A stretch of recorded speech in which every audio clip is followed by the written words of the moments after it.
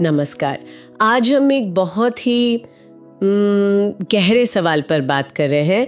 एक ऐसा सवाल जो शायद कई लोगों के मन में उठता है। कोई व्यक्ति अपने जीवन के लिए ईश्वर की इच्छा आखिर कैसे जान सकता है? हमारे पास जो सामग्री है आज वो इसी सवाल के आसपास घूमती है और वो प्रार्थना को इसका एक मुख्य जरिया बताती है। और देखिए, दिलचस्प बात यह है कि ये सामग्री शुरू होती है एक वैश्विक चिंता से कि दुनिया में लाखों बच्चे भूख से मर रहे हैं। स्रोत कहता है कि ये सब संसाधनों का गलत इस्तेमाल है, लालच है, डर है। और यहीं पर वो 2 तीमुथियुस 1:7 की बात आती है ना, कि ईश्वर ने हमें डर की आत्मा नहीं दी बल्कि शक्ति, प्रेम और संयम की दी है। साथ ही मत्ती 6:24 की वो चेतावनी भी है कि भाई 2 मालिक, ईश्वर और धन, इनकी सेवा एक साथ नहीं हो सकती। तो शुरू में ही लगता है कि ईश्वर की इच्छा जानना सिर्फ कोई व्यक्तिगत गाइडेंस पाना नहीं है, बल्कि ये दुनिया की जो बड़ी समस्याएं हैं उनसे जुड़े हमारे नजरिए को, हमारी प्राथमिकताओं को बदलने के बारे में भी है। और जो मुख्य तर्क है सामग्री का वो यह है कि प्रार्थना सिर्फ अपनी जरूरतें बताना या चीजें मांगना ही नहीं है, बल्कि ये ईश्वर की इच्छा को समझने और फिर खुद को उसके बड़े उद्देश्यों के साथ अलाइन करने, एक सीध में लाने की एक चाबी है। हाँ, बिल्कुल। और ये जो संरेखण है ना सामग्री के हिसाब से, ये एक तरह की मुक्ति लाता है। ये हमें स्वार्थ केंद्रित सोच से आजाद करता है। मतलब हमारी अपनी इच्छाओं को पीछे रखकर ईश्वर की इच्छा को प्राथमिकता देने में मदद करता है। स्रोत इसे लाक्षणिक रूप से उस स्वतंत्रता से जोड़ता है जिसका जिक्र लूका 4:18 में है, जहां यीशु कहते हैं कि उन्हें भेजा गया है गरीबों को सुसमाचार सुनाने, बंदियों को छुटकारे का और अंधों को दृष्टि पाने का संदेश देने, और जो कुचले हुए हैं उन्हें छुड़ाने के लिए। तो प्रार्थना को एक ऐसी चाबी की तरह देखा जा रहा है जो न सिर्फ हमें व्यक्तिगत मार्गदर्शन देती है, बल्कि हमें बड़े पैमाने पर ईश्वर के मुक्तिदायक काम का हिस्सा बनने के लिए भी तैयार करती है। तो चलिए जरा इसमें और गहरे उतरते हैं। इस स्रोत सामग्री में देखते हैं कि प्रार्थना को ईश्वर की इच्छा जानने की कुंजी क्यों कहा गया है, इतिहास से क्या उदाहरण मिलते हैं और इसे अपने जीवन में उतारने के लिए क्या व्यवहारिक सिद्धांत बताए गए हैं। सामग्री इस बात पर काफी जोर देती है कि इतिहास पर जिन लोगों ने गहरी छाप छोड़ी उनमें से कई प्रभावशाली व्यक्ति प्रार्थना के लोग थे। इब्राहिम, मूसा, दानियल, पौलुस जैसे बाइबल के किरदारों से लेकर आधुनिक समय तक ये पैटर्न दिखता है। ये वो लोग थे जिन्होंने न सिर्फ अपने समय की चुनौतियों का सामना किया बल्कि उन्हें आकार भी दिया, और प्रार्थना उनकी ताकत का एक अहम स्रोत थी। हाँ, और ये सिर्फ पुरानी बातें या बाइबल के किरदारों तक ही नहीं है। सामग्री में वर्ल्ड वॉर 2 के एक जाने माने British commander field marshal Bernard Montgomery का उदाहरण भी है। यह बताया गया है कि मॉन्टगोमरी ने सार्वजनिक तौर पर यह माना था कि वो जीत के लिए प्रार्थना पर निर्भर थे। उन्होंने अपने सैनिकों से भी कहा था, आइए हम सब मिलकर सर्वशक्तिमान ईश्वर से प्रार्थना करें जो युद्ध में शक्तिशाली है कि वो हमें विजय प्रदान करे। तो ये दिखाता है कि प्रार्थना को एक वास्तविक रणनीतिक संसाधन के तौर पर देखा जा रहा था, यहां तक कि युद्ध के मैदान में भी। अच्छा, और इसी से जुड़ा एक बहुत ही दिलचस्प किस्सा भी है स्रोत में। डेरिक प्रिंस नाम के एक व्यक्ति का द्वितीय विश्व युद्ध के दौरान वो उत्तरी अफ्रीका में ब्रिटिश सेना में एक हॉस्पिटल अटेंडेंट थे। उस समय युद्ध की स्थिति ब्रिटेन के लिए बहुत खराब थी। प्रिंस, जो अपने विश्वास में नए थे, वो समझ नहीं पा रहे थे कि इस निराशाजनक स्थिति में क्या प्रार्थना करें। और स्रोत बताते हैं कि जब उन्होंने मार्गदर्शन मांगा तो उन्हें खास प्रार्थना करने की प्रेरणा मिली। वो प्रार्थना थी, हे प्रभु, हमें ऐसे अगुवे दें जिनके द्वारा विजय देना तेरी महिमा के लिए हो। ध्यान देने वाली बात यह है कि प्रार्थना सिर्फ जीत के लिए नहीं थी, बल्कि ऐसे नेतृत्व के लिए थी जो जीत का श्रेय ईश्वर को दे। प्रिंस ने महीनों तक लगन से यह प्रार्थना की। फिर कई साल बाद प्रिंस ने मॉन्टगोमरी के 100वें जन्मदिन पर एक अखबार में उनके बारे में एक लेख पढ़ा। उस लेख में एक सैन्य इतिहासकार ने लिखा था कि ब्रिटिश इतिहास में किसी भी जनरल ने उत्तरी अफ्रीका में मॉन्टगोमरी जैसा शानदार और निर्णायक अभियान नहीं चलाया था, और ये भी कि मॉन्टगोमरी ने हमेशा अपनी सफलताओं का श्रेय ईश्वर को दिया। सामग्री इसे प्रिंस की प्रार्थना के सीधे जवाब के तौर पर देखती है। यह सिर्फ एक संयोग नहीं, बल्कि एक गहरा सबक है कि कैसे एक साधारण व्यक्ति की एक खास दिशा में की गई केंद्रित प्रार्थना इतिहास की धारा को प्रभावित कर सकती है। यहाँ मुख्य बात यह है कि ईश्वर ने एक ऐसा अगुवा खड़ा किया जो जीत की महिमा खुद नहीं लेगा बल्कि ईश्वर को देगा, ठीक वैसा ही जैसा प्रिंस ने प्रार्थना में मांगा था। यह दिखाता है कि प्रार्थना का असर व्यक्तिगत जीवन से कहीं आगे राष्ट्रों और इतिहास तक जा सकता है। ये वाकई सोचने वाली बात है कि प्रार्थना का इतना बड़ा प्रभाव हो सकता है, और स्रोत सिर्फ मोंटेगोमरे का ही उदाहरण नहीं देता, बल्कि और भी उदाहरण है जहां प्रार्थना ने राष्ट्रों के भाग्य को बदला है, ऐसा कहा गया है। जैसे केनिया में कम्युनिस्ट अधिकरण के कथित प्रयास को विफल करने में प्रार्थना की भूमिका का जिक्र है, जहां कहा गया है कि एक दर्शन और उसके बाद हुई सामूहिक प्रार्थनाओं ने देश को बचाया। इसी तरह 1991 में भारत के जो गंभीर राष्ट्रीय ऋण संकट था, उसके समाधान को भी प्रार्थना के प्रभाव से जोड़ा गया है, जहां पीवी नरसिम्हा राव और मनमोहन सिंह द्वारा लागू किए गए आर्थिक सुधारों को एक तरह से प्रार्थना के जवाब के रूप में देखा गया है। हालांकि यह व्याख्याएं स्रोत की अपनी है, पर ये इस विचार को बल देती हैं कि प्रार्थना का असर व्यापक हो सकता है। बिल्कुल, और स्रोत का तर्क यह है कि प्रार्थना की ये शक्ति मानवीय योग्यता या प्रयासों से नहीं आती है। यह सीधे तौर पर मसीह की पुनरुत्थान शक्ति से जुड़ी है, जैसा फिलिपियों 3:10 में संकेत मिलता है। यानी वही शक्ति जिसने मसीह को मृत्यु से जिलाया, वो विश्वासियों के जीवन और परिस्थितियों में प्रार्थना के माध्यम से सक्रिय हो सकती है। इसीलिए याकूब 5:16 में कहा गया है कि धर्मी व्यक्ति की प्रार्थना बहुत प्रभावशाली और शक्तिशाली होती है। ये ईश्वरीय शक्ति पर आधारित है, मानवीय क्षमता पर नहीं। और इसी से जुड़ा एक और महत्वपूर्ण विचार स्रोत प्रस्तुत करता है, प्रकाशित वाक्य 1:6 का हवाला देकर, कि विश्वासियों को याजकों का राज्य बनाया गया है। इसे स्रोत कैसे समझाता है? स्रोत इसे इस तरह समझाता है कि याजकों का राज्य होने का मतलब है कि विश्वासियों के पास स्वर्ग के अधिकार और संसाधनों तक सीधी पहुंच है। अच्छा। और प्रार्थना उस पहुंच को सक्रिय करने का माध्यम है, मानो एक चाबी की तरह। बिना प्रार्थना के दरवाजा बंद रहता है, लेकिन प्रार्थना के द्वारा विश्वासी स्वर्ग की सामर्थ्य और बुद्धि को पृथ्वी पर अपनी परिस्थितियों में ला सकते हैं। ये एक बड़ी जिम्मेदारी और अधिकार है जो विश्वासियों को दिया गया है। तो प्रार्थना सिर्फ निवेदन नहीं, बल्कि एक अधिकार का प्रयोग भी है। अच्छा, अब अगर प्रार्थना इतनी शक्तिशाली और महत्वपूर्ण है, तो सवाल उठता है कि इसे सही तरीके से कैसे किया जाए। यहाँ स्रोत प्रभु की प्रार्थना, द लॉर्ड्स प्रेयर, का जिक्र करता है। हाँ, जब यीशु के शिष्यों ने उनसे प्रार्थना करना सिखाने को कहा, मत्ती 6:9-10 में, तो उन्होंने उन्हें जो प्रार्थना सिखाई उसे स्रोत सिर्फ रटने के लिए दिए गए शब्द नहीं मानता, बल्कि प्रभावी प्रार्थना के लिए बुनियादी सिद्धांतों का एक खाका, एक पैटर्न मानता है। तो क्या है वो मुख्य सिद्धांत इस पैटर्न में? पहला सिद्धांत है, हमारे पिता जो स्वर्ग में हैं। ये रिश्ते पर जोर देता है। हम किसी दूर के अनजान शासक से नहीं, बल्कि एक प्रेम करने वाले पिता से बात कर रहे हैं। प्रार्थना की शुरुआत इसी व्यक्तिगत और भरोसेमंद रिश्ते की पहचान से होती है। दूसरा सिद्धांत है, तेरा नाम पवित्र माना जाए। ये आराधना मतलब वर्शिप पर केंद्रित है।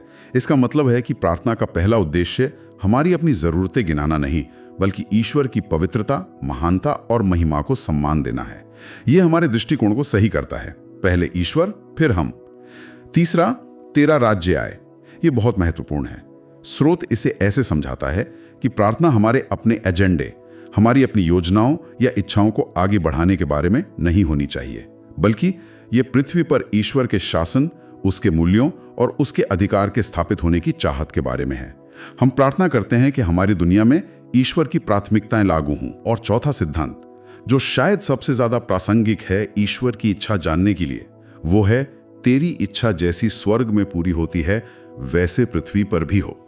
यह प्रार्थना का दिल है।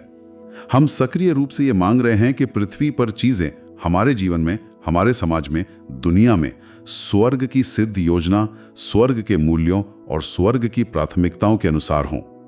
यह पृथ्वी को स्वर्ग के साथ संरेखित करने, एक सीध में लाने का आह्वान है। स्रोत ने इसकी तुलना एक रेडियो सिग्नल से की है, जो मुझे काफी रोचक लगी।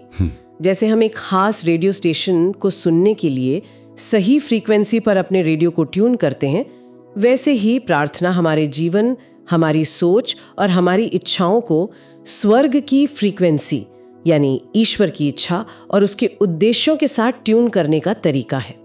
जब हम सही ढंग से ट्यून होते हैं, तब हम उसकी इच्छा को साफ तौर पर समझ पाते हैं। प्रभु की प्रार्थना के इन सिद्धांतों के अलावा स्रोत रोमियो की किताब के 12वें अध्याय का हवाला देता है और ईश्वर की इच्छा जानने के लिए कुछ और व्यावहारिक कदम या कह लें कुंजियां बताता है। पहला कदम क्या है? पहला कदम रोमियो 12.1 में बताया गया है। अपने शरीरों को जीवित, पवित्र और परमेश्वर को प्रसन्न करने वाला बलिदान करके प्रस्तुत करो। स्रोत इसे एक व्यवहारिक, रोजमर्रा के समर्पण के रूप में समझाता है। ये कोई एक बार की घटना नहीं, बल्कि एक निरंतर चलने वाली प्रक्रिया है। इसका मतलब है अपने जीवन के हर हिस्से, हमारा समय, हमारी प्रतिभा, हमारे संसाधन, हमारे रिश्ते को ईश्वर के नियंत्रण में सौंप देना। ये मानना कि हमारा जीवन हमारा अपना नहीं, बल्कि उसका है। स्रोत में एक मिशनरी का उदाहरण भी दिया गया है जिसने प्रार्थना की, प्रभु मैं आपको अपने घर के हर कमरे की चाबियां देता हूँ। ये पूर्ण समर्पण का एक शक्तिशाली चित्र है। इसका परिणाम क्या होता है फिर? स्रोत कहता है कि जब हम ईमानदारी से अपना सब कुछ ईश्वर को समर्पित करते हैं तो वो उसकी जिम्मेदारी लेता है जो उसका है। यानी जब हम उसे मालिक मान लेते हैं तो वो हमारे जीवन का मार्गदर्शन करने, हमें संभालने और सही दिशा दिखाने की जिम्मेदारी लेता है। समर्पण से ही ईश्वर की इच्छा जानने का रास्ता खुलता है। अच्छा, और दूसरा कदम क्या है? ये रोमियो 12.2 से आता है ना? जी हाँ, दूसरा कदम है, इस संसार के सदृश न बनो, परंतु तुम्हारे मन के नए हो जाने से तुम्हारा चाल चलन भी बदलता जाए, जिससे तुम परमेश्वर की भली और भावती और सिद्ध इच्छा अनुभव से मालूम करते रहो। संक्षेप में कहें तो अपने मन के नए हो जाने से रूपांतरित हो जाओ। स्रोत कहता है कि बहुत से लोग ईश्वर की इच्छा इसलिए नहीं जान पाते क्योंकि वे दुनिया की तरह सोचते रहते हैं। दुनिया की तरह सोचने का क्या मतलब है स्रोत के अनुसार? स्रोत के अनुसार दुनिया की सोच अक्सर स्वार्थ पर, प्रतिस्पर्धा पर, भौतिकवाद, डर और मतलब शॉर्ट टर्म फायदे पर केंद्रित होती है। ईश्वर की इच्छा जानने के लिए हमें इस सोच के पैटर्न को तोड़ना होगा। हमारा मन ईश्वर के वचन, उसकी सच्चाई और उसके मूल्यों से लगातार नया होना चाहिए। जब हमारी सोच बदलती है, जब हम ईश्वर के नजरिए से चीजों को देखना शुरू करते हैं, तब हम उसकी इच्छा को पहचानने और समझने लगते हैं। एक बदला हुआ मन ही ईश्वर की इच्छा को सही ढंग से ग्रहण कर सकता है। और तीसरा कदम? तीसरा कदम है गंभीरता से सोचना, या यूं कहें कि विनम्रता से सोचना। रोमियो 12.3 इसी बात पर जोर देता है कि हम अपने आप को जैसा समझना चाहिए उससे बढ़कर ना समझें। इसका मतलब है अभिमान से बचना। ईश्वर की इच्छा अक्सर विनम्र हृदय वालों पर प्रकट होती है, जो अपनी सीमाओं को जानते हैं और मार्गदर्शन के लिए ईश्वर पर निर्भर रहते हैं। हमें कलीसिया यानी विश्वासियों के समुदाय में अपनी सही जगह को पहचानना है। और चौथा कदम इसी से जुड़ा हुआ लगता है, मसीह के शरीर में अपनी जगह ढूंढो। स्रोत मसीह के शरीर से क्या मतलब रखता है और इसमें अपनी जगह ढूंढना क्यों जरूरी है? स्रोत यहाँ मसीह के शरीर का उपयोग कलीसिया यानी सभी विश्वासियों के सामूहिक समुदाय के लिए कर रहा है। सामग्री स्पष्ट करती है कि कोई भी विश्वासी अकेले काम करने या अपनी आध्यात्मिक यात्रा अकेले तय करने के लिए नहीं बनाया गया है। हम सब एक बड़े शरीर के अंग हैं और हर अंग का अपना एक खास काम और महत्व है। चौथा कदम यह पहचानने के बारे में है कि इस बड़े शरीर में हमारी भूमिका क्या है। और ये भूमिका पता कैसे चलती है? स्रोत बताता है कि हर विश्वासी को ईश्वर की ओर से विशेष आध्यात्मिक वरदान या क्षमताएं, जिन्हें स्पिरिचुअल गिफ्ट्स कहते हैं, मिली होती हैं। ये वरदान व्यक्तिगत लाभ या आत्म बढ़ाई के लिए नहीं है, बल्कि पूरे शरीर यानी कलीसिया की भलाई और सेवा के लिए दिए गए हैं। जैसे 1 कुरिन्थियों 12.7 में बताया गया है कि आत्मा का प्रकटीकरण सबके लाभ के लिए दिया जाता है। अपनी जगह ढूंढने का मतलब है अपने इन वरदानों को पहचानना और उनका उपयोग दूसरों की सेवा में करना।